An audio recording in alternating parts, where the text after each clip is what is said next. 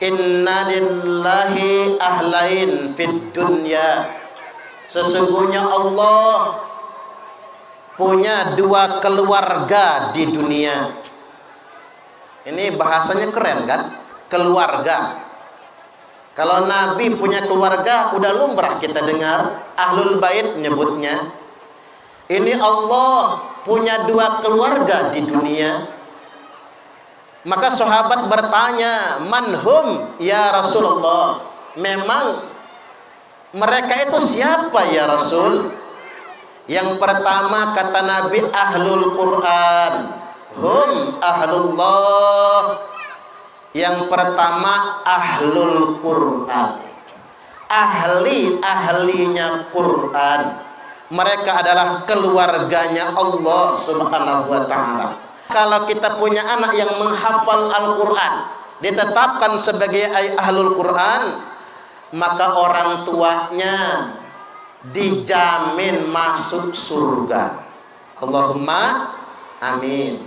Dia jamin masuk surganya 7 nasab ke atas. Ini angka 7 ya. 7 nasab ke atas itu siapa saja? Bapak. Habis bapak sama emak sama ya. Bapak, emak, nasab kanan, nasab kiri. Jalur bapak, jalur ibunya. Bapak. Habis bapak, kakek. Habis kakek, buyut. Habis buyut, cangga. Habis cangga, wareng. Habis wareng, nah lu tahu nggak kira-kira? Habis wareng, udek-udek. Habis udek-udek, gantung siwul. 7 nasab ke atas dijamin masuk surga. Mudah-mudahan kita semua punya anak-anak yang menghafal Quran. Enggak anak kita cucung, enggak cucung cicit, enggak cicit cangga, enggak cangga wareng, enggak wareng cucung udek-udek. Enggak juga cucung gantung siwul. Mudah-mudahan, Allahumma amin.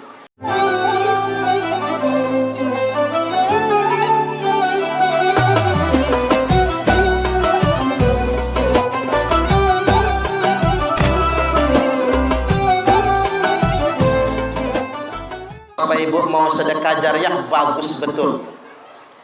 Karena mengapa sedekah jariah ke pondok pesantren itu wawahidatun bintisni mi'ati alfin, 1 dilipat gandakan menjadi 900.000 kali lipat. Gede banget pahalanya. Bagi Bapak Ibu yang lupa bawa duit, nggak apa-apa, bisa diganti sama anting-anting. Lepas cincinnya, lepas kalungnya, umpama ini kalau mau sedekah. Baik bapak-bapak dan ibu-ibu, hadirin wal hadirat rahimakumullah.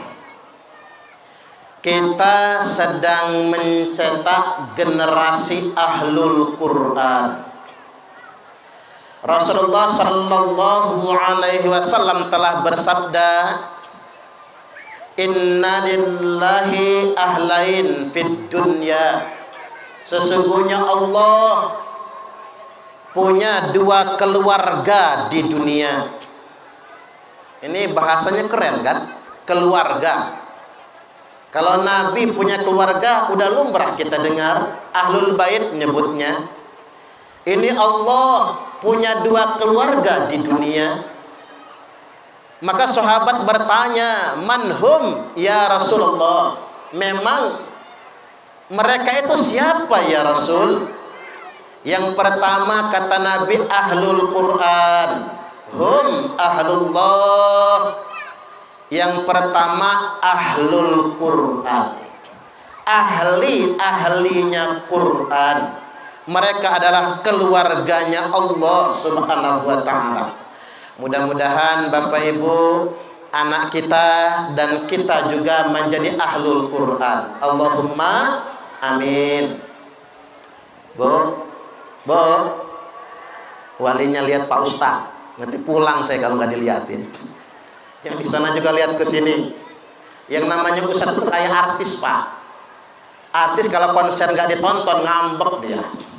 Sama kayak ustadz juga kalau ceramah nggak dilihat ngambek dia. Guyon ge.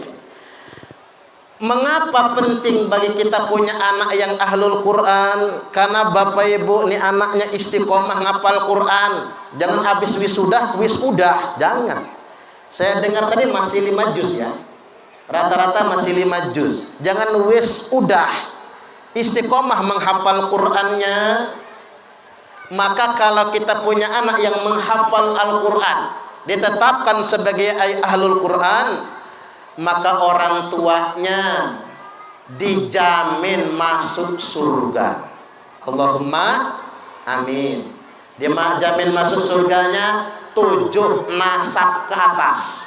Ini angka 7 ya. 7 nasab ke atas itu siapa saja?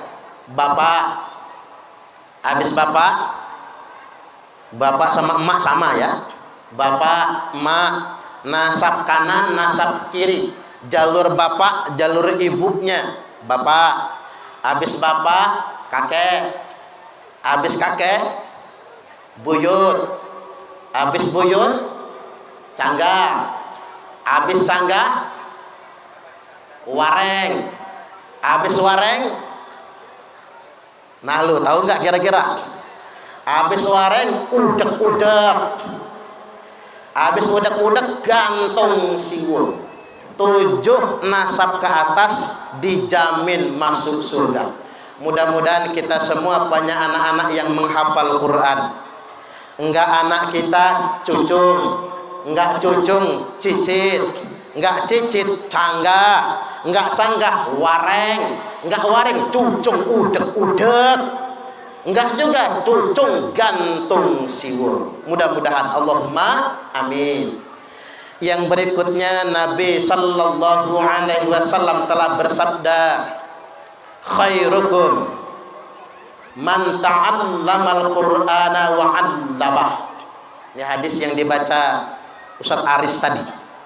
Sebaik-baiknya kalian adalah orang yang belajar Al-Quran, man ta'allamal Quran, tidak berhenti belajar Quran, wa 'allamah, dan yang mengajarkannya. Ini hadis paling saya suka ini. Ternyata pekerjaan paling baik itu bukan jadi presiden, bukan jadi gubernur, bukan jadi pengusaha kayak Pak Iqbal. Karena beliau pengusaha. Tapi pekerjaan paling baik itu jadi guru ngaji, kayak istrinya Pak Iqbal. Makanya pekerjaan paling mulia itu guru ngaji. Bu, punya anak gadis gak? Punya kan? Cantik-cantik tadi ini. Ibu-ibu kalau punya anak gadis dilamar calon mantu. Calon mantu yang ngelamar saingan 2 orang. Yang satu guru ngaji, tongkrongannya sepeda jengki. Yang satu orang kaya sugih, tapi nggak pernah sholat, tongkrongannya Pajero Sport. Kira-kira yang diterima calon mantu yang jengki apa Pajero? Jengki apa Pajero? Waduh, ibu-ibu mah luar biasa di sini mah soleh-soleh ya. Ya ini Pak Arya Guna, sahabat saya, anggota dewan paling ganteng sepesawaran. Tapi istrinya cuma 1. Mau nambah nggak berani. Allahu Akbar.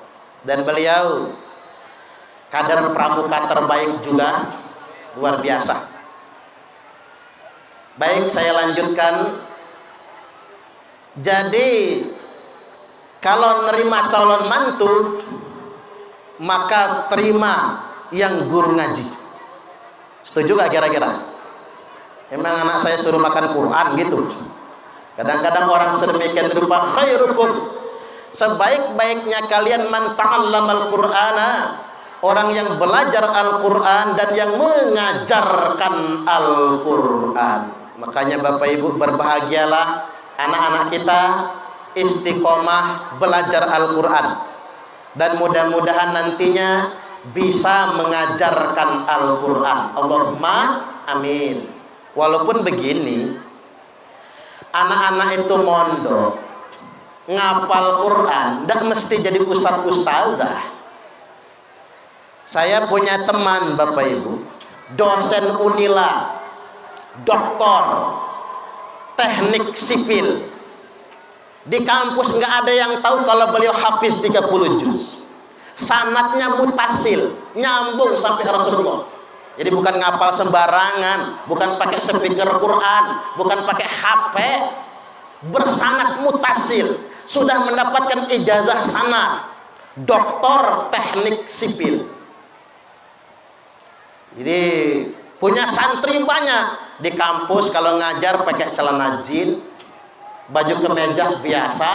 Mahasiswanya nggak ada yang tahu kalau beliau kiai, nggak ada yang tahu kalau hafiz 30 juz. Artinya orang mondok nggak mesti kan kuliahnya di UIN semua. Anaknya Kiai Ihya Ulumuddin masuk Fakultas Kedokteran Unila, jalur hafalan Alfiyah Ibnu Malik. Anaknya teman saya masuk Fakultas Kedokteran Unila, jalur hafiz Quran 30 juz. Sekarang keren anak pondok. Yalah, kalau zaman dulu anak pondok mah katro-katro. Zaman saya dulu Bapak Ibu, kalau anak pondok katro. Begitu pulang kampung ngelihat anak SMA iri, anak SMA bahasa Inggris. What is your name? My name is Suparman Abdul Karim. Ketiban anak pondok nggak mau kalah saingan bahasa Arab. Ara'aital ladzi yukadzibu bid-din, fadzalikal ladzi yad'ul yatim wa la yahuddu 'ala ta'amil miskin. Ya iyalah, bahasa Arab juga. Kata anak SMA, hebat anak pondok, bahasa Arabnya fasih. Zaman dulu mah begitu, zaman sekarang anak pondok tidak ketinggalan zaman. Masuk akademi militer, jalur tahfiz Quran banyak yang diterima calon perwira TNI. Masuk akademi kepolisian Akpol, jalur tahfiz Quran 30 juz, calon perwira Polri. Sekarang pondok tidak ketinggalan zaman, maka masukkan anak kita ke pondok pesantren. Ya, kalau anaknya nggak mau mondok juga jangan dipaksa, tapi kalau dipaksa juga nggak bagus, dibujuk, diiming-imingi, dinasehati agar anaknya mau, jangan ditakut-takuti. Tapi kalau bebel nggak maunya PAUD, TK, SD, SMP, SMA, Unila umpama nih, saya kasih tahu resepnya Bapak Ibu. Nah, boleh kamu sekolahnya TK, SD, SMP, SMA, tapi janji sama papa, janji sama mama, ngaji ya nah. Nah ini yang penting. Iya Pak, yang penting ngaji saya. Ingat, anterin anak ke guru ngaji.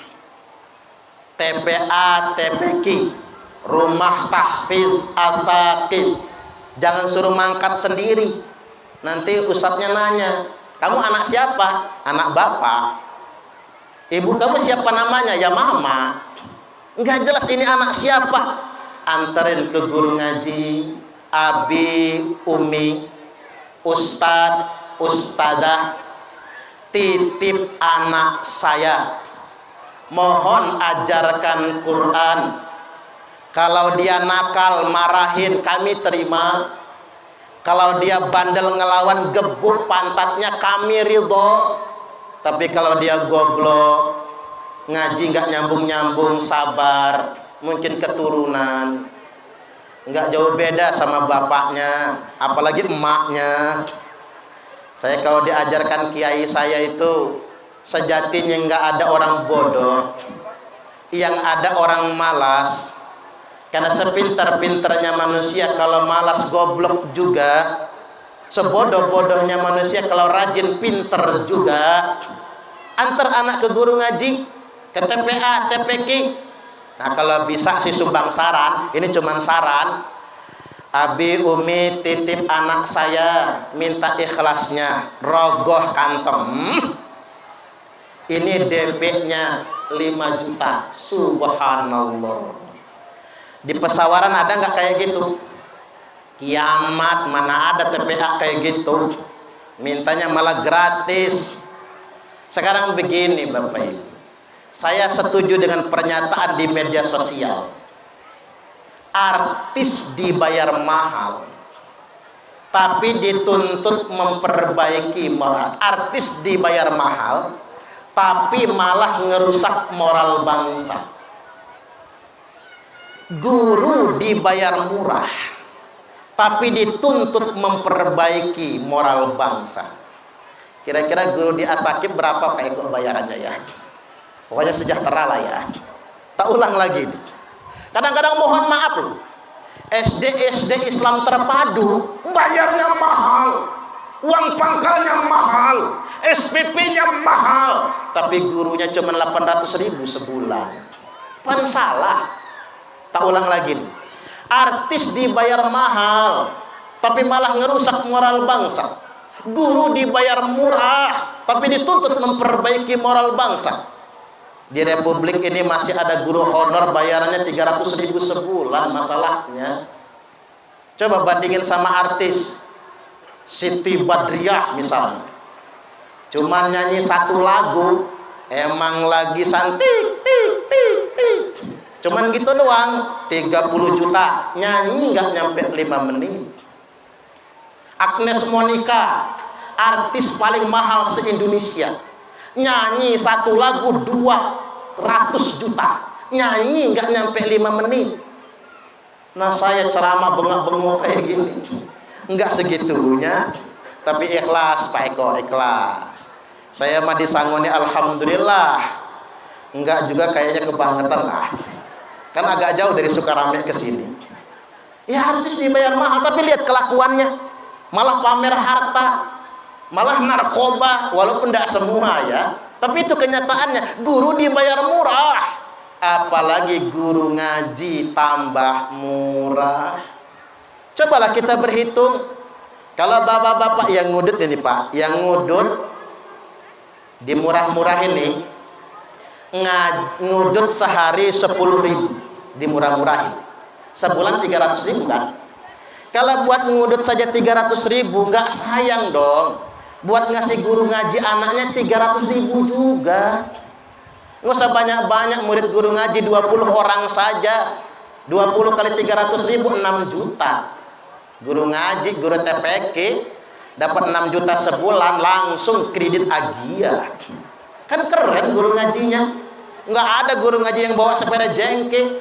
Ada bapak-bapak ngacung, Ustadz saya kan nggak ngudut, apalagi yang nggak ngudut, bayarnya double, 600.000. 600 kali 20 santri 12 juta. Nggak jadi guru ngaji kredit Agia, langsung ngambil Innova. Artinya Bapak Ibu, kita berhitung begitu saja. Saya ingin sampaikan bisaroh sahriyah ya, uang bulanan yang Bapak Ibu setor untuk anaknya mondok di Astakib, untuk anaknya ngaji di rumah tahfidz, dilipat gandakan pahalanya bitis'i mi'ati alfin, sampai 900.000 kali lipat. Allahumma amin amin ya rabbal alamin. Berikutnya ada kecemasan. Sudah Allah ingatkan di dalam Al-Quran. Inilah alasan mendasar mengapa anak kita harus masuk pondok pesantren. A'udzubillahi minasyaitonir rajim. Wal yakhshal ladzina law taraku min khalfihim dzurriyyatan dhi'afan.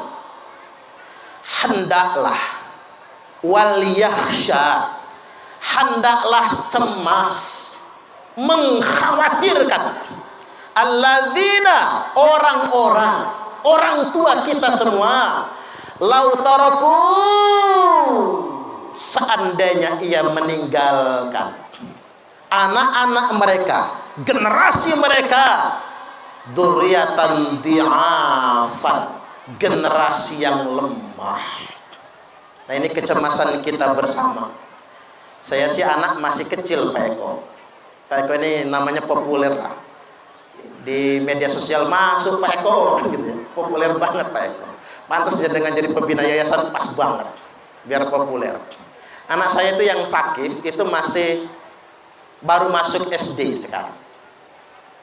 Jadi yang kecil masih setahun setengah, itu saja saya sudah cemas, khawatir dengan pergaulan bebas itu. Begini Bapak Ibu, maaf betul ya, 2014 yang lalu Komnas PA mengeluarkan data sebanyak 62,7% remaja Indonesia sudah tidak perawan lagi. Serem banget ini. Ibu-ibu masih perawan nggak kira-kira? Udah lewat ibu mah, kadaluarsa. Belum lagi narkoba. Ini sangat mengkhawatirkan. Gara-gara pandemi kemarin kita sibuk ngurusin corona, narkoba terabaikan. Wilayah yang zona merah narkoba sekarang sudah menjadi zona hitam narkoba. Makanya penting anak kita masuk pondok pesantren. Kalau anak kita mondok, nggak akan main HP. Yakin nggak akan main HP. Nggak akan main game kalau anak kita mondok. Nggak nonton TV kalau anak kita mondok. Nggak akan main narkoba. Nggak akan pacaran-pacaran. Tidak akan terjebak dalam pergaulan bebas. Yang paling aman mondok. Coba di Jakarta. Di Jakarta baru saja sekolahnya daring lagi.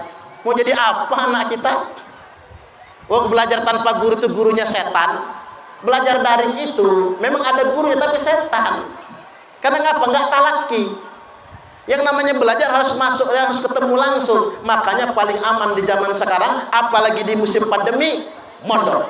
Itu yang paling aman. Agar anak kita selamat dari pergaulan bebas.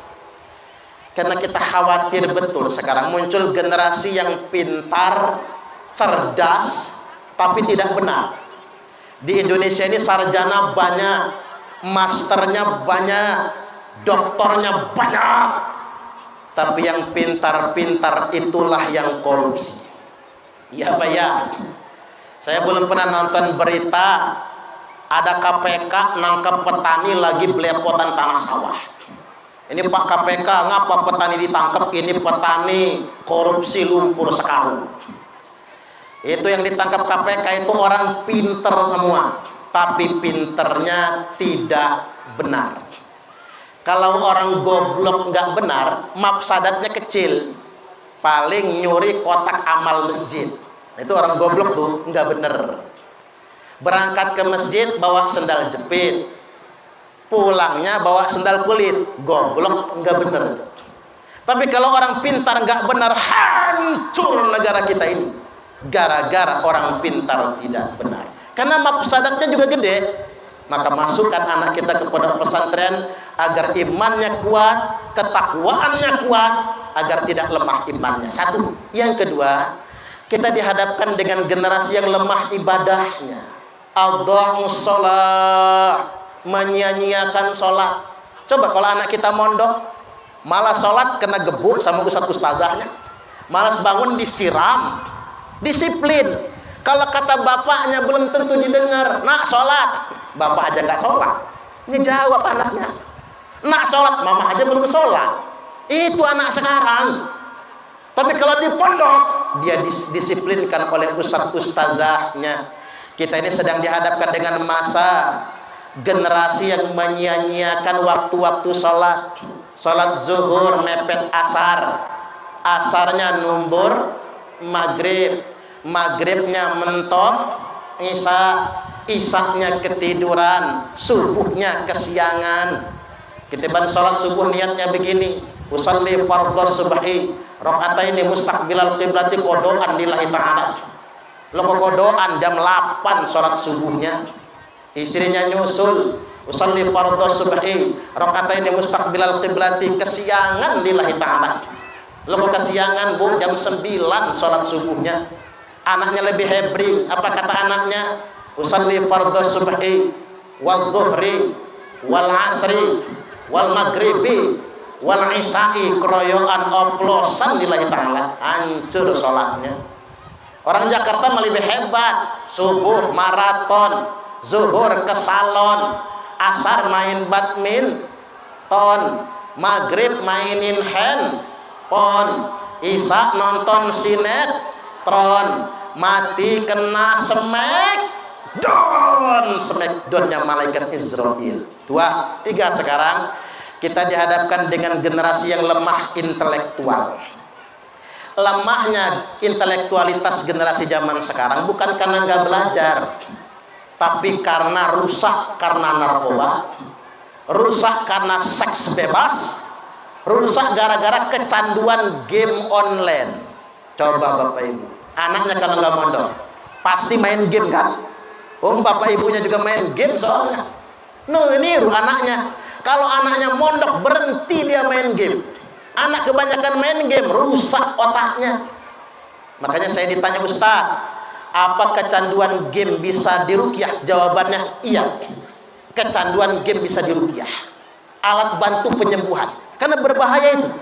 Kalau sudah kecanduan game, maka Bapak Ibu, kita butuh generasi yang cerdas, generasi yang berkualitas. Semakin anak kita menghafal Quran, maka mudah-mudahan dia semakin cerdas. Sumbang saran, kalau anaknya sudah lulus aliyah umpamanya, sumbang saran, jangan semuanya masuk ke IAIN UIN. Bagi-bagi, ada yang ke Unila, ada yang ke ITERA, ada yang menguasai teknologi. Karena itu semua ilmunya Allah. Umat Islam harus pintar-pintar. Terakhir, saya sampaikan, mempelajari Al-Quran jangan berhenti pada menghafalnya. Ngapal Quran itu gak sulit. Kalau diseriusin, setahun ambil 30 juz bisa. Kelas takhasus.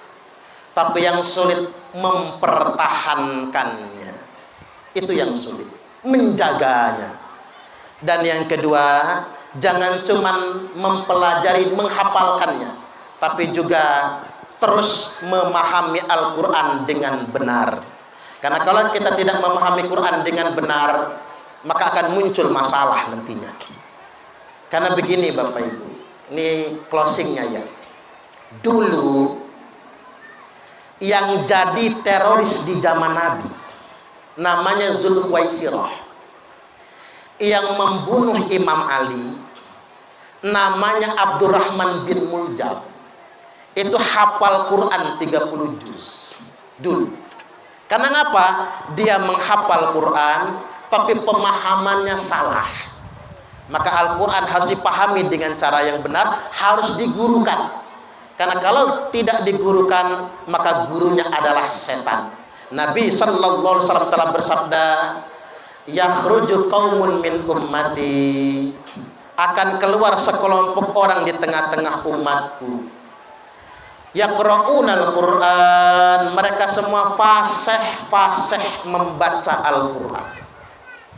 Laisa qira'atukum ila qira'atihim bisyai', di mana bacaan Quran kalian tidak ada apa-apanya dibandingkan dengan bacaan Quran mereka. Wala salatukum ila salatihim bisyai', salat kalian tidak ada apa-apanya dibandingkan dengan salat mereka. Wala siyamukum ila siyamihim bisyai', puasa kalian tidak ada apa-apanya dibandingkan dengan puasa mereka. Yahkiru ahadukum amalahu min amalihim, salah seorang di antara kalian pasti minder kalau membandingkan amalnya dengan amal mereka semua. Tapi jangan tertipu, kata Nabi. Kalau mereka sudah keluar, wajib kalian memerangi mereka. Fa idza kharaju faqtuluhum. Siapa mereka? Orang yang menghafal Al-Quran tapi ideologinya salah. Dia menghafal Quran tapi mengkafirkan orang lain. Dia menghafal Quran tapi dia melawan pemerintah yang sah. Oleh karena itu, saya tadi sangat senang sekali anak-anak kita punya hafalan bersama. Bahkan santri hafiz Indonesia tadi ada yang segera akan mendapatkan ijazah sanadnya. Karena itu penting Bapak Ibu untuk menyelamatkan kita dari tipu daya setan yang terkutuk. Menghafal Quran tapi salah. Siapa mereka? Menghafal Quran tanpa sanad yang sah. Baik, demikian, mudah-mudahan ini semua bermanfaat. Ini langsung doa ya. Langsung doa. Habis doa tapi jangan kemana-mana. Kabarnya ada penampilan emak-emaknya ya. Kan begitu. Baik. ya dzal jalali wal ikram. A'udzu billahi minasyaitonir rajim. Bismillahirrahmanirrahim. Alhamdulillahi rabbil alamin. Hamdan yuwafi ni'amahu wa yukafi'u mazidah. Ya Rabbana lakal hamdu kama yanbaghi li jalali wajhikal karimi wa 'azimi sultanik. Allahumma shalli wa sallim ala sayyidina Muhammadin wa ala alihi wa sahbihi ajma'in. Allahumma ighfir lana dzunubana. Ya Allah, ampunilah dosa-dosa kami, wali walidaina, dan dosa kedua orang tua kami. Warhamhuma kama rabbawna shighara. Sayangilah keduanya, cintailah mereka ya Allah, persis sebagaimana ketulusan, perjuangan, pengorbanan kami membesarkan kami sejak kecil. Rabbana hablana hukman. Ya Rabb kami, berikan kepada kami ilmu yang disertai kebijaksanaan. Wa alhiqna bis-shalihin. Ikatkanlah kami beserta seluruh anak keturunan kami sebagai orang solih semua. Waj'al lana lisana sidqin fil akhirin.